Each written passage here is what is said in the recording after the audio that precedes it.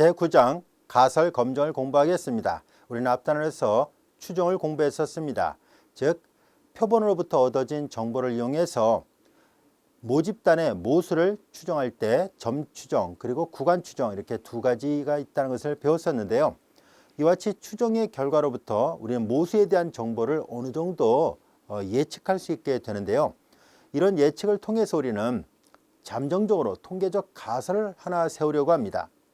예를 들어서 어떤 전구를 생산하는 회사에서 표본 한 100개 정도를 추출해서 자기네 회사에서 생산되는 전구의 평균 수명을 조사를 해본 결과 이 표본이 대략 500시간 정도 나왔다라고 가정해 봤을 때 이 회사에서 생산하는 전체 전구의 평균 수명이 500시간이라고 말할 수 있을까 하는 것을 한번 생각해 보려고 합니다. 이때 전체 생산된 전구의 평균 수명이 500시간일 것이다 라고 가설을 세우는 것을 우리는 통계적 가설, 좀 더 정확하게 귀무가설이라고 얘기를 하게 됩니다. 그런데 이 귀무가설에 대립되는 가설이 있을 때 이것을 우리는 대립가설이라고 얘기를 하는데요. 이 귀무가설과 대립가설을 합쳐서 우리는 통계적 가설이라고 얘기를 합니다. 우리는 표본으로부터 얻어진 정보였기 때문에 전체 모집단에 대한 정보를 정확하게 나타내주고 있는지 아닌지를 모르기 때문에 우리는 이런 가설을 세워보게 된 거고요. 이 가설을 검증하겠다는 것이 이 단원의 학습 목표입니다. 자, 그러면 이 가설 검증의 단계는 어떻게 해야 되는지 한번 살펴보도록 할까요?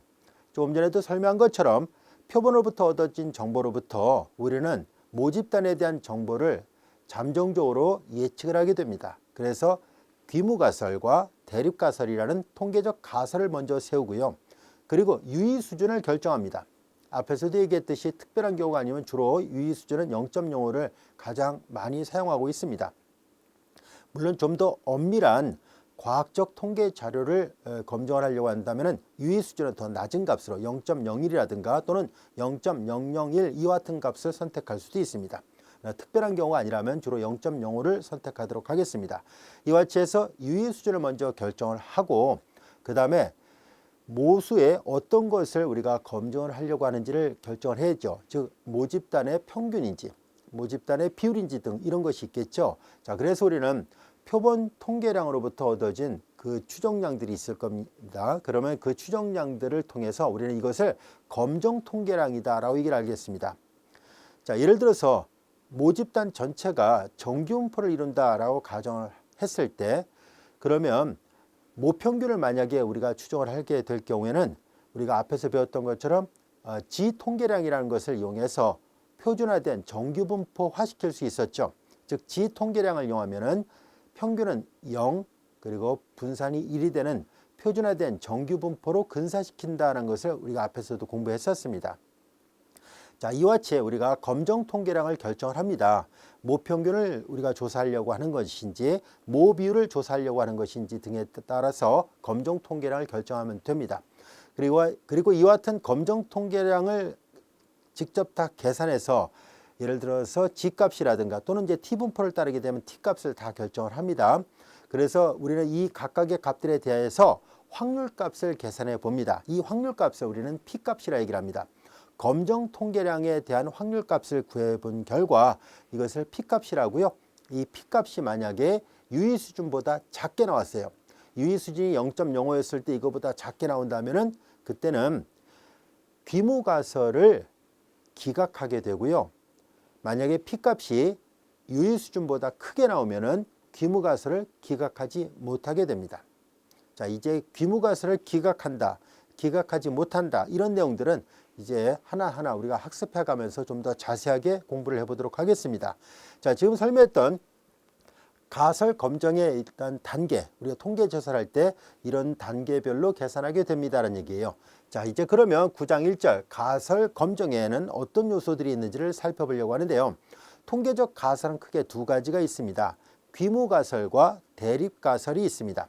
귀무가설은 표본으로부터 얻어진 정보를 통해서 전체 모집단의 모수가 이럴 것이다 라고 잠정적으로 예측을 하게 될 때, 즉 앞서 설명한 예를 통해서 얘기한다면 전구를 생산하는 회사 입장에서는 우리 회사에서 생산하는 전구의 평균 수명은 500시간이 될 것이다 라고 가설을 세워볼 때 이 가설을 우리는 귀무가설이라고 얘기를 합니다.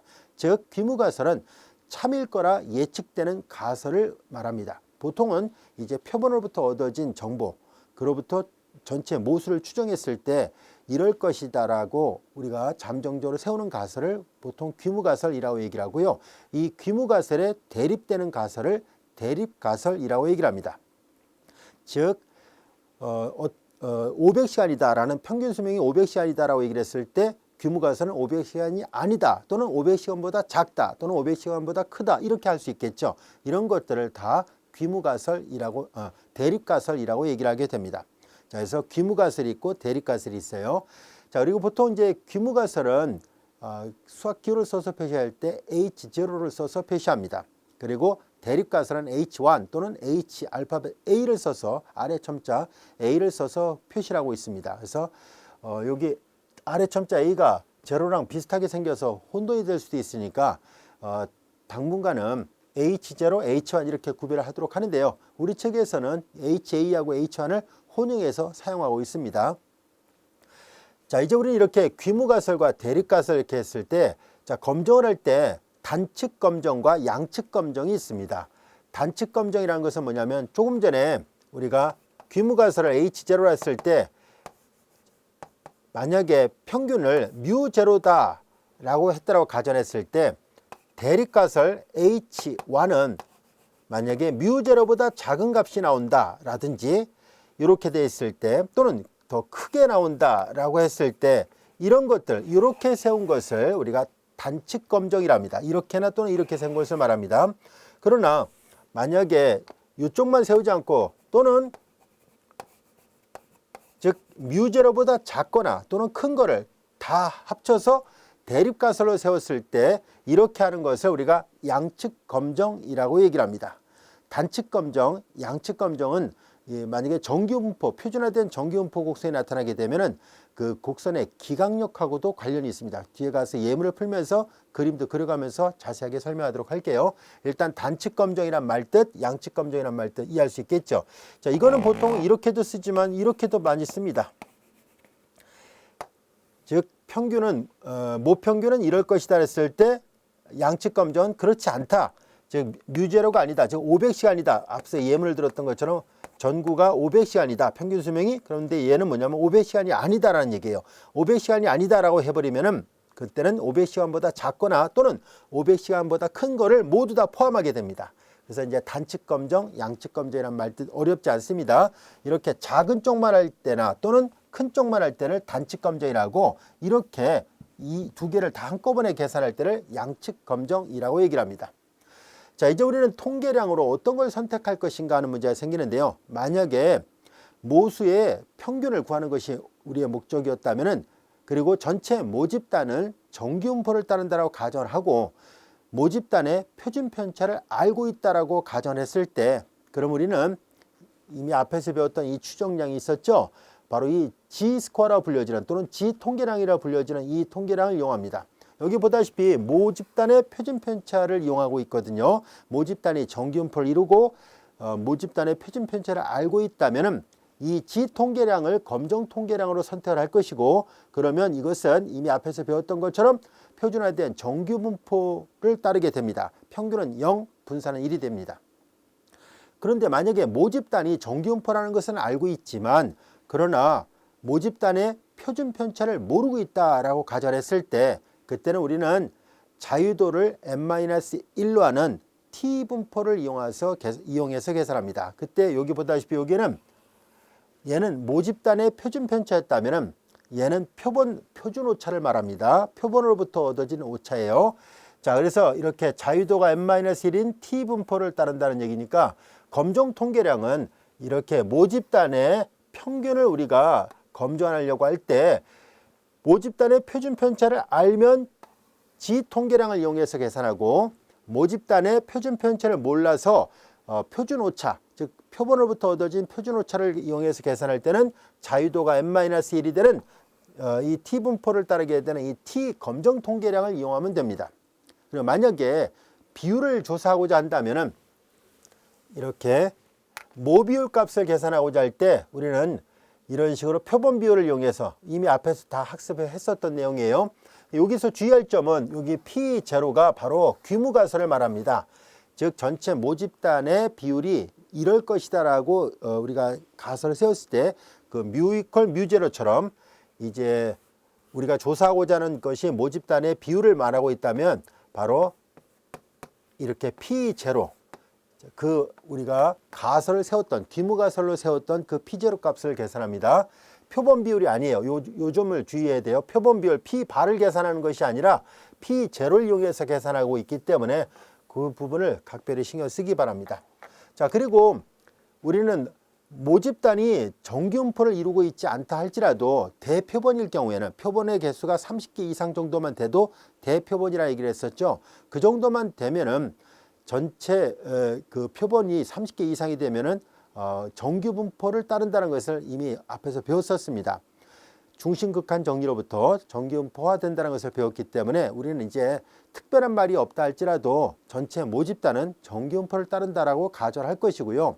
만약에 표본의 개수가 30개가 안 된다면은 그때는 이렇게 T분포를 이용해서 계산하도록 하겠습니다.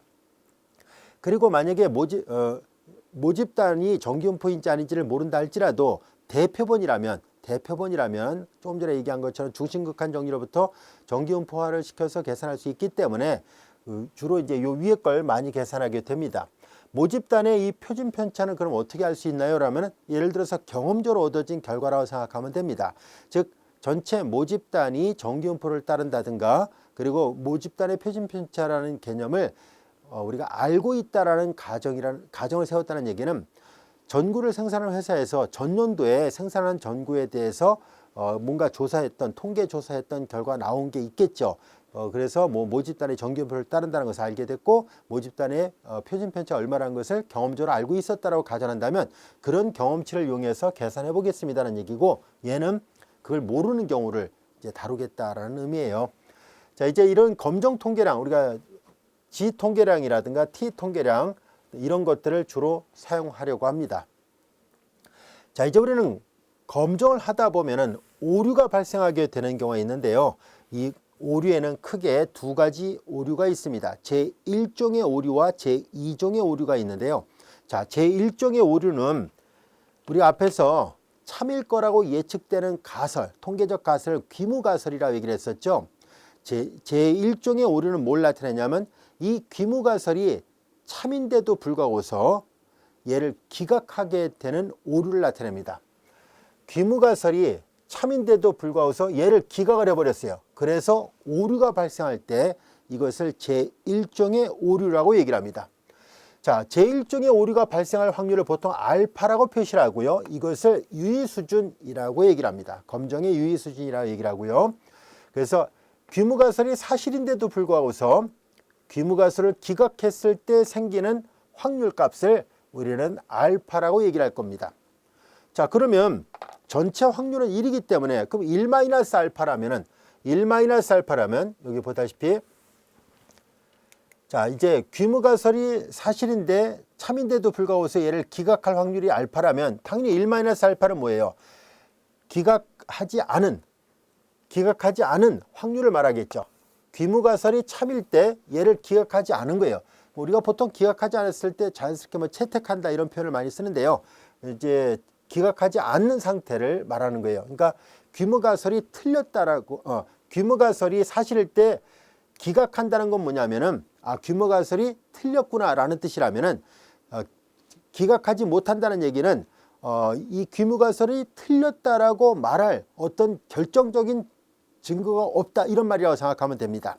즉 귀무가설이 있을 때 이거 틀렸다고 말할 수 있는 결정적인 증거물이 약하다. 이런 것은 그러니까 통계적으로 유의하지 않다 이런 표현을 많이 사용하는데요. 그래서 귀무가설이 옳다 이런 의미가 아니라 얘를 기각하지 못했다는 얘기는 얘가 틀렸다라고 말할 수 있는 결정적인 확정적인 증거가 나타나지 않았다라고 보는 게 더 나은 편입니다. 자, 이제 그래서 여기 보다시피 1-알파는 기각하지 못할 확률이다라는 의미예요. 알파가 기각해서 생기는 오류였다면 제1종의 오류, 즉 유의 수준이었다면은 1-알파는 H0 귀무가설이 사실일 때 귀무가설을 기각하지 않는 확률을 말합니다. 자, 이번에는 제2종의 오류라는 것을 살펴보도록 하죠. 이것은 뭐냐면은 자, 대립가설이 맞았어요. 대립가설이 맞았을 때 우리는 보통 이제 귀무가설을 기각하게 되면 자연스럽게 대립가설로 결정을 하게 되는데요. 이와 같이 대립가설이 맞았는데도 불구하고서 귀무가설을 기각하지 않은 거예요. 그래서 생기는 오류를 말합니다. 대립가설이 맞았으면 대립가설 결정을 내려야 되는데 귀무가설을 기각하지 않았다는 얘기는 그냥 귀무가설로 결론이 나왔다는 얘기거든요. 대립가설이 옳았는데도 불구하고서 귀무가설을 기각하지 않아서 생기는 오류를 우리는 제2종의 오류라 얘기를 합니다. 이와 같은 제2종의 오류는 보통 베타라는 기호를 써서 표시합니다. 제2종의 오류를 베타를 써서 표시를 해요. 자, 이 대립가설이 맞았는데도 불구하고서 귀무가설을 기억하지 못해서 생긴 오류, 이것을 우리가 베타라고 얘기를 할 것이고요. 자, 여기에 보면은 1-베타를 이제 검정력이라고 얘기를 합니다. 대립가설이 사실인데 귀무가설을 기각해서 얻어지는 확률을 우리가 1-베타, 당연한 얘기죠. 얘는 기각하지 않아서 생기는 확률이었다는 얘기니까 그 대립가설이 사실이었을 때 귀무가설을 기각할 확률은 당연히 1-베타가 됩니다. 이 1-베타를 우리는 검정력이라고 얘기를 합니다. 따라서 이 검정력이 높으면 높을수록 더 좋은 결과라고 보면 됩니다. 말 그대로 검정력, 이제 이 베타 값은 작게 나올수록 1-베타는 크게 나오겠죠. 그래서 제2종의 오류가 발생할 확률을 낮추려고 합니다. 자, 이제 이런 내용들을 우리가 종합해서 귀무가설의 참거짓에 따른 의사결정을 어떻게 할 것인가를 일목요연하게 이렇게 도표를 통해서 한번 살펴보려고 합니다. 자, 이제 귀무가설이 사실이었을 때, 자, 제1종의 오류는 뭐냐면은 얘를 기각해버리는 거예요. 그러면 이제 제1종의 오류가 나올 확률이 알파면 얘를 유의 수준이다 라고 얘기를 했었죠. 그런데 1-알파라면은 그러면 귀무가설이 참이었을 때 얘를 기각하지 않은 거죠. 그러니까 올바르게 결정한 거죠. 그것을 1-알파예요. 도표를 보면 충분히 이해할 수 있죠. 자, 그 다음에 이제 귀무가설이 거짓이었는데 우리는 당연히 앞에서 얘기했던 것처럼 대립가설이 참이거든요. 그래서 귀무가설을 기각을 했어야 되는데 귀무가설을 기각하지 못해서 생기는 오류를 제2종의 오류라 얘기를 했고 그것이 베타라고 얘기를 했었잖아요. 그래서 분명히 이 H0가 거짓, 다시 말해서 H1은 참이었거든요. 단순하게 우리가 따져봤을 때 이제 거짓 참이라 해보겠습니다. 그러면 H0 귀무가설은 거짓이었으니까 우리는 자연스럽게 대립가설을 선택을 해야 되는데, 자, 대립가설이 참이었어요. 그런데도 불구하고서 귀무가설을 기억하지 못했던 거예요. 그러니까 이것을 제2종의 오류라고 얘기를 하고 그 확률은 베타예요. 이때 1-베타는 이것을 검정력이라고 얘기를 한다라고 얘기를 했었죠. 자, 그래서 H1이 참인데 귀무가설을 기억했으니까 제대로 결정을 했다는 얘기예요. 이것을 1-베타 검정력이라고 얘기를 합니다. 자, 여기에서 우리는 그러면은 제1종의 오류 확률과 제2종의 오류 확률 각각 이렇게 알파, 베타 있는데요. 자, 이들을 좀 더 이해를 돕기 위해서 그림을 그려가면서 설명을 해 보도록 하겠습니다. 자, 우리는 이제 표준화된 정기분포를 따른다라고 가정해 보겠습니다. 우리가 앞서 얘기했던 것처럼 이렇게 여기에 T분포도 이 자유도가 증가하면 증가할수록 정기분포에 근사된다는 것을 이미 앞에서 배웠었으니까, 그래서 이제 이들은 각각 정기분포처럼 대칭으로 그래프를 그려서 생각해 보도록 하겠습니다.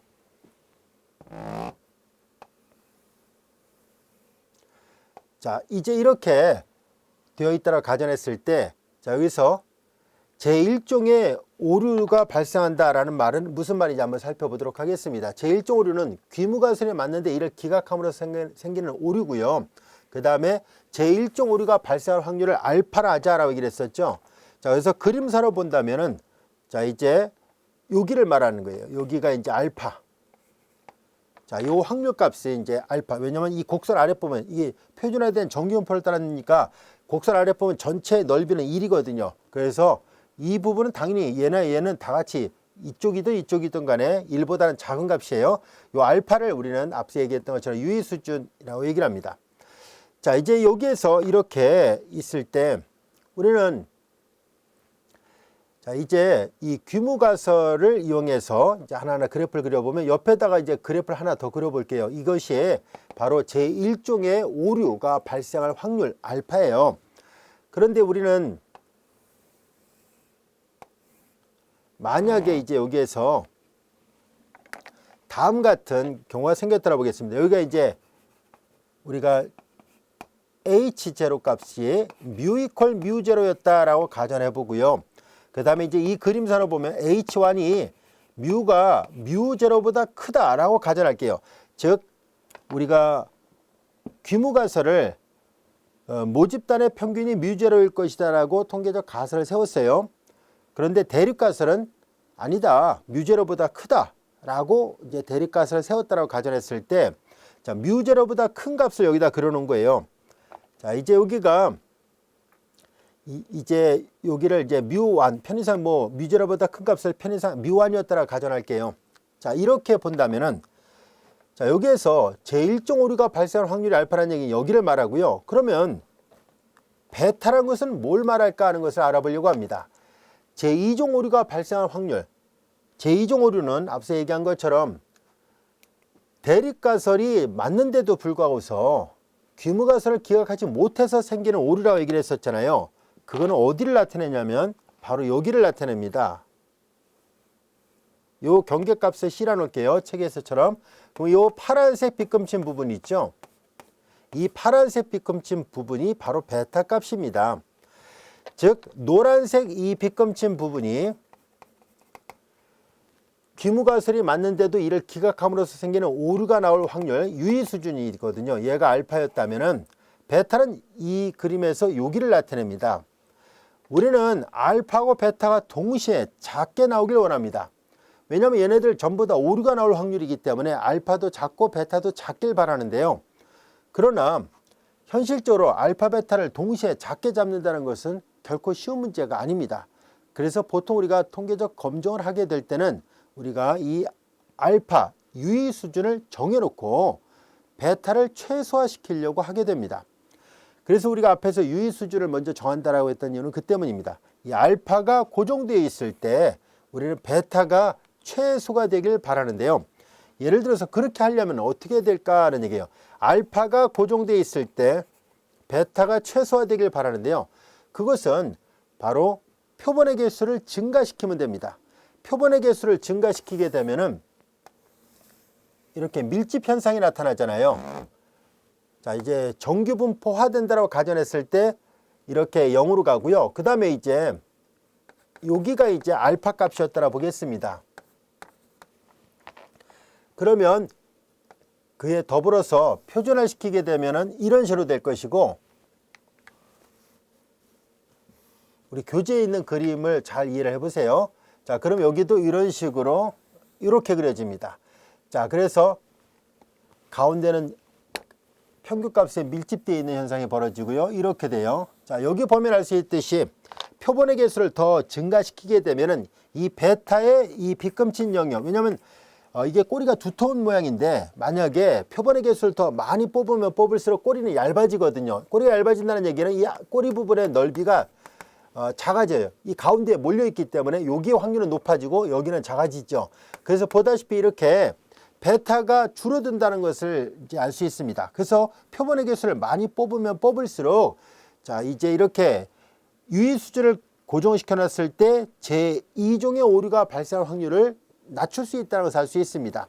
그래서 우리는 보통에서 표본을 대표본을 선택하려는 이유는 여기에 있습니다. 제2종의 오류를 낮추기 위함이에요. 그래서 앞서 얘기한 것처럼 알파도 작게 나오고 베타도 작게 나오는 게 가장 이상적이긴 하지만, 그러나 현실적으로 이 알파, 베타를 동시에 작게 만들기가 어렵다 보니까 알파를 고정시켜 놓고 베타를 줄이는 과정을 살펴본 거고, 베타를 줄이기 위해서는 표본을 늘려서 뽑으면 됩니다. 자, 이제 충분히 이해할 수 있겠죠. 그래서 우리가 보통 30개 이상만 되더라도 대표본이다 라고 얘기를 했었으니까 몇 개만 뽑지 말고, 예를 들어서 전구를 생산하는 회사에서 전구를 한 30개, 좀 더 정밀하게 하려면 50개나 100개 정도를 뽑아서 한다면은 이 베타 값을 충분히 줄일 수 있게 됩니다 라는 것을 알 수 있어요. 그래서 보다 더 정확한 모집단에 대한 정보를 얻을 수 있게 됩니다. 자, 이제 이렇게 해서 우리가 의사결정하는 과정 충분히 이해할 수 있겠죠. 자, 이 베타가 줄어든다는 얘기는 1-베타가 커진다는 얘기죠. 즉 올바르게 결정할 확률이, 즉 검정력이 높아지니까 올바른 결론에 도달할 확률이 높아지고 있습니다 라는 것을 알 수 있어요. 자, 그래서 우리는 이제 유의 수준을 고정시켜 놓고 검정력을 극대화시킬 수 있는 과정을 알아보려고 합니다. 귀무가설 H0를 언제 기각하고 언제 기각하지 않을지를 결정하는 방법으로 우리는 P값을 조사하거나 또는 기각력을 조사해 봄으로 해서 결정할 수 있습니다. 우리는 검정 통계량 지혜값을 이용해서 P값을 계산할 수 있는데 이 P를 어떻게 구할 것인지는 이 다음 절부터 예문을 통해서 구체적으로 살펴보도록 하겠습니다.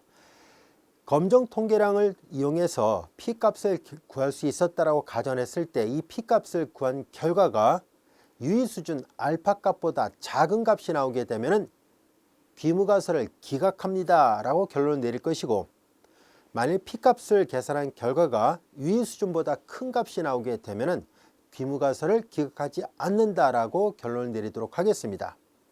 이와 같이 P값을 구해보고 이 P값을 유의 수준하고 비교함으로 해서 귀무가설의 기각 또는 기각 불가 이와 같은 것을 판정할 때 사용하고 있기 때문에 이 P값을 관측 유의 수준이라고도 얘기를 합니다. 자, 이와 같이 우리는 귀무가설의 기각 여부를 조사하는 것으로서 P값을 이용할 수 있다는 것을 알게 됐고요. 또 한 가지는 우리가 기각력이라는 것을 조사해 봄으로 해서 확인할 수 있습니다. 예를 들어서 어떤 검정 통계량을 계산한 값이 기각력 안에 속하게 되면은 귀무가설을 기각한다는 뜻이고요. 기각력 안에 속하지 않는다면 귀무가설을 기각하지 않습니다 라고 결론 내리도록 하겠습니다. 역시 이것도 다음 절부터 예문을 풀면서 구체적으로 기각력이 어떤 영역인지 그림을 그려가면서 하나하나 살펴보도록 하겠습니다. 자, 이제 우리는 모집단의 평균에 대한 검증하는 방법을 두 가지로 나눠서 학습을 해보도록 하겠습니다. 하나는 모집단의 표준 편차를 알고 있는 경우, 또 하나는 모집단의 표준 편차를 모르는 경우로 각각 나눠서 살펴보는데요. 이 9장 2절은 모집단의 표준 편차 시그마를 알고 있다라고 가정하고 문제를 다뤄보겠습니다.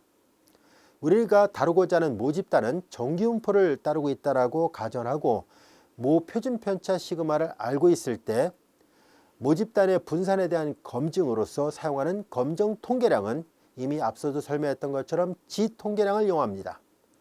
이 G통계량은 루트 n분의 시그마 분의 x바 마이너스 뮤 제로입니다. 여기서 뮤 제로는 귀무가설에서 사용하는 평균값을 말합니다.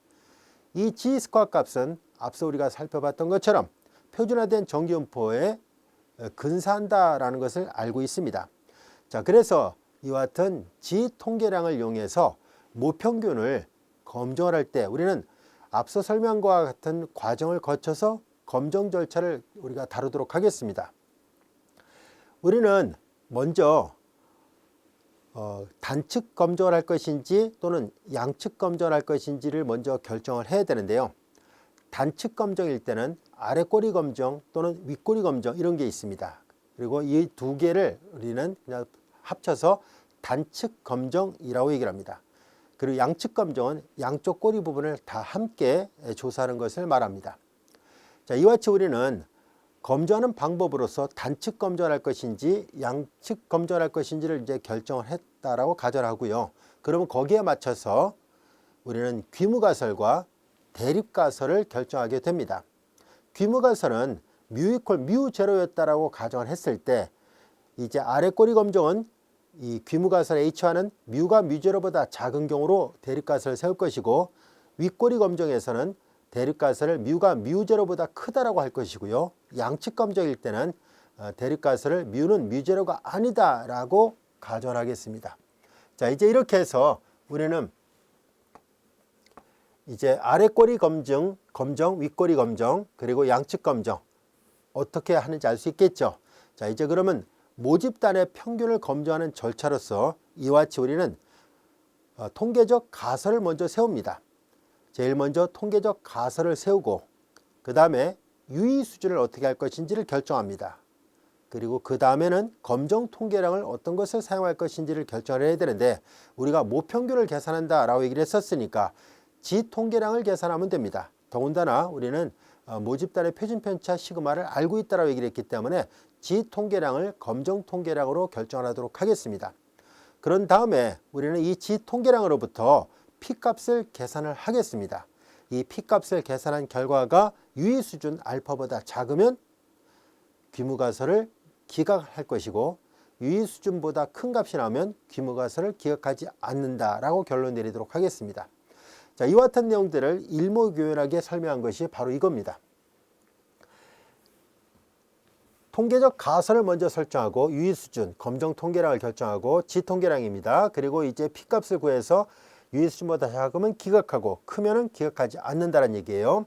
또는 이제 기각력을 계산해서 기각력을 구해보고서 기각력에 속하면 귀무가설을 기각하고 기각력에 속하지 않으면 귀무가설을 기각하지 않습니다 라고 결론 내리면 되고요. 이들을 도표를 통해서 요약해 놓은 것이 이거예요. 단측 검정을 할 것이냐 양측 검정을 할 것이냐, 검정 통계량 이걸로 하고요. P값을 이용해서 기각 유무를 결정하겠다는 얘기입니다. 자, 이제 P값을 계산하거나 그리고 기각력을 어떻게 결정할 것인지는 구체적으로 예문을 통해서 살펴보도록 하겠습니다. 예제 9의 1번을 보겠습니다. 어떤 이들은 청소년들의 하루 평균 TV 시청 시간이 3시간이라고 주장하고 있습니다. 자, 그럼 우리는 이제 귀무가설을 뮤는 이퀄 뮤0가 3시간이 된 거예요. 단위는 시간입니다. 자, 그런데 또 다른 이들은 공부하느라고 시간이 없을 테니까 시청 시간은 3시간이 안 될 것이다 라고 주장하고 있습니다. 어느 편이 맞는지를 알아보기 위하여 단순 이미 추출한 100명을 조사했습니다. 그래서 표본의 개수는 100이에요. 이때 표본의 평균을 계산해 본 결과가 2.75가 나온 겁니다. 자, 이때 TV 시청 시간은 정기분포를 따른다고 가정하고 분산은 1로 알려져 있다고 했을 때 단측 검정과 양측 검정을 각각 구해보세요라는 얘기예요. 우리는 단측 검정에는 아래꼬리 검정과 윗꼬리 검정이 있다고 했었으니까, 그래서 우리는 그 중에 하나인 아래꼬리 검정을 가지고 한번 해보도록 하겠습니다. 즉 평균 시청 시간은 3시간이 안 될 것이다 라고 대립가설을 세워보겠습니다. 그리고 이제 우리는 유의수준을 결정을 해야 되죠. 유의수준을 우리가 알파를 0.05로 선택해서 사용하도록 하겠습니다. 그리고 평균을 조사하려고 하는 것이니까 검정 통계량은 지 통계량으로 결정하도록 하겠습니다. 루트 n분의 그리고 시그마 그리고 x바 마이너스 뮤0를 계산합니다. 자, 여기에서 분산은 1이다 라고 알려져 있었으니까 이 식에다 대입을 해 보도록 하죠. x바 마이너스 뮤0 값은 바로 귀무가설에서의 평균 3입니다. 3시간. 그리고 루트 n은 100이었고요. 그리고 표준 편차는 1입니다. 자, 이제 이것을 정돈하면 루트 100이니까 이게 10분의 1이고 내양분해하면 10 그리고 x바 마이너스 3입니다.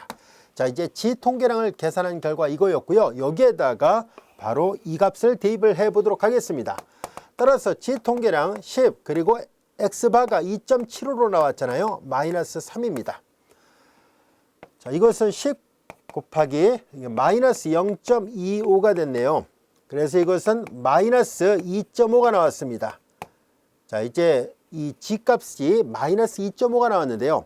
앞서 설명한 것처럼 자, 이 G 통계량은 정규분포에 근사한다는 것이 알려져 있기 때문에 그래서 표준화된 정규분포를 그림을 이용해서 계산하도록 하죠. 여기가 평균 제로이고요.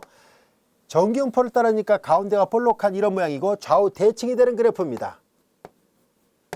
이때 이 G값을 계산한 것이 마이너스 2.5란 얘기예요. 마이너스 2.5니까 여기 정도 있다라 보겠습니다. 마이너스 2.5 이렇게 되어 있습니다. 자, 여기에서 우리가 이 P값을 구해서 귀무가설을 기각할 것인지 또는 기각하지 않을 것인지를 결정을 해야 되는데, 그럼 P값은 어떻게 구한다는 얘기냐면은 바로 이 대립가설을 잘 보세요. 뮤가 3보다 작다라고 얘기를 했었잖아요. 자, 이제 우린 여기에서 주어진 식은 쭉 계산하니까 마이너스 2.5가 나왔습니다. 마이너스 2.5가 나왔는데요. 그러면 이제 P의 값은 어떻게 계산하겠다는 얘기냐면 이 확률 P는 뮤가 3보다 작다는 것이 대립가설이고 귀무가설은 3시간이다 했는데 G값이 마이너스 2.5가 나왔다는 얘기는 바로 이 G통계량 값이 마이너스 2.5보다 작을 확률을 계산할 때 이것이 바로 P값입니다. 이 P값이 유의수준보다 작게 나온다면 귀무가설을 기각하겠다는 얘기예요. 자, 그러면 얘를 계산을 해야 되는데요. 자, 얘를 계산한 것은 그림사로 보면 요 꼬리 부분에 요 확률이 얼마인지를 계산하겠다는 뜻이에요. 그런데 뒤에 부록에 보면은 그 도표를 보면은 이 표준화된 정기분포표는 오른쪽 반의 확률이 주어져 있습니다. 다시 말해서 오른쪽 여기에 2.5 큰 걸 계산한 게 아니라 0과 2.5 사이에 있는 확률 값이 주어진 거예요. 자, 그 도표가 필요하기 때문에 결과를 사용하도록 하죠. 2.5보다 작은 확률이 0.4938이라고 나와 있습니다. 뒤에 도표를 보면은 0부터 2.5까지의 확률을 뜻합니다. 여기가 2.5보다 작다라고 했지만은 그 교재 부록에 있는 표는 오른쪽 반에 대한 확률 값이에요. 0부터 2.5 사이에 있는 확률이 0.4938이니까 그러면 이 오른쪽에 2.5보다 큰 이 노란색 빗건친 영역의 확률은 0.006이라는 것을 알 수 있습니다. 그런데 이 표준화된 정기분포의 확률 밀도 함수는 좌우대칭이에요. 따라서 이 확률도 좌우대칭이니까 얘도 0.006가 나옵니다 라는 것을 알 수 있어요. 얘가 바로 P값이에요. 이것이 0.006가 나왔다는 뜻이고요. 이 P값을 조사해서 유의수준하고 비교를 해봅니다. 유의수준 알파 값하고 비교해 보니까 0.05보다 작은 값이 나왔잖아요. P값이 유의수준보다 작다는 얘기는 귀무가설을 기각한다는 뜻입니다. H0를 기각합니다. 얘를 기각했으니까 그러면 자연스럽게 이 대립가설 쪽으로 결론이 나오게 된 거예요. 3시간보다 작구나 라고 말할 수 있다는 뜻입니다. 그런 말이 통계적으로 유의미하다, 의미가 있다라고 말할 수 있어요. 그래서 귀무가설을 기각한다는 것을 확인할 때 이 P값을 이용해서 계산했습니다. 결국은 P값은 바로 검정 통계량을 이용해서 계산을 하고 있었던 거예요. 이해할 수 있죠? 자, 그러면 기각력을 구한다는 것은 또 무슨 말일지 살펴보려고 하는데요. 자, 기각력을 구하려고 할 때 우리가 아래꼬리 검증을 했을 때요. 자, 여기에서 지금 유의수준이 0.05잖아요. 그러면은 0.05가 되는 값을 찾아요. 이 파란색 빗금친 부분의 확률이 0.05가 되는 요 G통계량 값을 계산해 보면 얘가 여기가 1.645 정도 나옵니다. 대략 1.645 이렇게 돼요. 이건 그 뒤에 부록의 표를 보면 알 수 있어요. 자, 여기 보다시피 0과 2.5 사이에 있을 확률이 0.4938이니까 2.5보다 큰 확률이 0.006이었다면 1.645보다 클 확률이 0.05라는 얘기예요. 자, 그러면 좌우 대칭이 되니까 왼쪽에서는 그러면 마이너스, 여기가 좌우 대칭이니까 마이너스 1.645가 됩니다. 자, 그러면 이 마이너스 1.645보다 작을 확률이 얘가 0.05라는 얘기거든요. 바로 이 파란색 빗금친 영역이 기각력에 해당되는 거예요. 아래 꼬리 검조에서 기각력이 파란색 빗금친 영역, 즉 이 꼬리 아랫부분의 넓이가 0.05가 되는, 확률이 0.05가 되는 부분은 여기 1.64, 마이너스 1.64보다 작을 때란 얘기거든요. 그런데 여기 보세요. 이 G통계량 값이 마이너스 2.5는 마이너스 1.64보다 왼쪽에 있잖아요. 즉 이 G통계량 값을 계산한 결과가 기각력 안에 포함되어 있죠. 이 파란색 빗금친 부분이 바로 기각력에 해당되거든요. 이 파란색이 기각력에 해당돼요. 노란색 빗금친 부분이 아니라 파란색 빗금친 부분이 기각력에 해당되고 그 기각력 안에 이 마이너스 2.5가 놓이잖아요. G통계량 값이 놓이게 됐으니까 그래서 귀무가설을 기각합니다 라고 역시 말할 수 있습니다는 얘기예요. 자, 그러면 아래 꼬리 검증을 했을 때 이렇게 됐는데요. 그러면 윗꼬리 검증 같은 걸 해볼까요? 자, 이제 우리가 단측 검증을 하려고 하니까 윗꼬리 검증도 해보겠습니다. 자, 이제 그런데 이거는 윗꼬리 검증을 굳이 할 필요 없군요. 왜냐하면 이 샘플을 통해서 얻은 결과가 2.75라면 당연히 귀무가설보다 작은 거였으니까 이거는 이제 윗꼬리 검증을 할 이유가 없네요. 그래서 아래꼬리 검증 하나만으로 충분합니다. 즉 우리가 단측 검정을 합니다 했을 때 통계 조사를 한 결과 샘플이 2.75시간이 나왔기 때문에 자연스럽게 부등식이 3보다 작다라는 아래꼬리 검증 하나로 계산하면 충분합니다. 자, 이번에는 양측 검정을 각각 구하시오라는 얘기는 뭐냐면은 귀무가설을 계산할 때 뮤가 3이 아니다 라고 놓고 풀라는 얘기입니다. 뮤가 3이 아니다 라고 놓고 풀라는 얘기니까 그러면 이번에는 양쪽 꼬리를 다 계산하겠다는 뜻이에요. 자, 그러면 우리가 조사하고자 하는 것은 뭐냐면은 양쪽 꼬리를 합친 이 빗금친 영역의 넓이가 합쳐서 0.05가 나오게끔 해보란 얘기예요. 그럼 좌우 대칭이거든요. 정기분포를 따르고 있으니까 좌우 대칭입니다.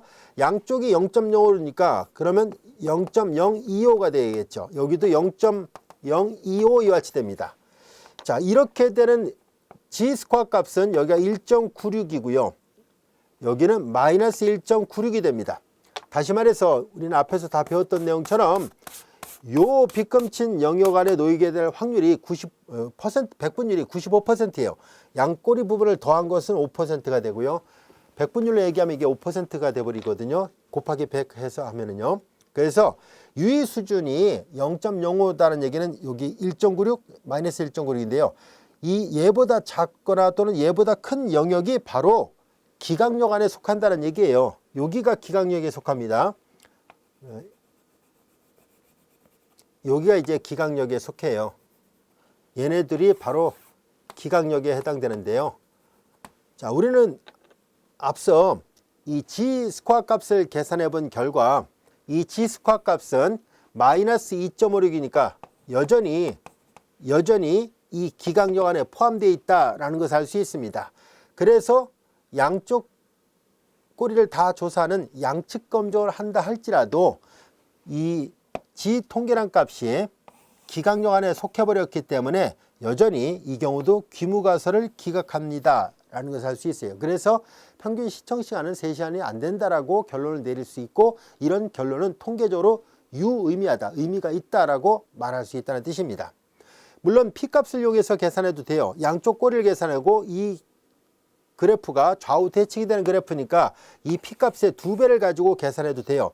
0.0062 곱하기 2를 하면은 0.01 여기 2, 4 이렇게 되죠. 그래도 이 값은 여전히 0.05인 알파 값보다 작은 값이 나오니까 P값을 여전히 계산을 해도 양측 검정했을 때 P값은 단측 검정했을 때 P값의 2배로 계산하면 돼요. 좌우 대칭이니까. 그래서 그렇게 해도 여전히 이와 같은 유의 수준보다 작게 나오니까 그래서 똑같은 결과로서 귀무가설이 기각된다는 것을 알 수 있습니다. 자, 그래서 이렇게 통계적 검정을 할 때 여러분들이 가설을 세우고 그 다음에 유의 수준을 결정하고 검정 통계량을 구하고 그 다음에 나머지는 계산만 하면 됩니다. 이때 계산할 때 교재 부록을 보면서 하나하나 확률값을 계산하면은 금방 결론을 내릴 수 있으니까요. 검정하는 절차 어렵지 않습니다.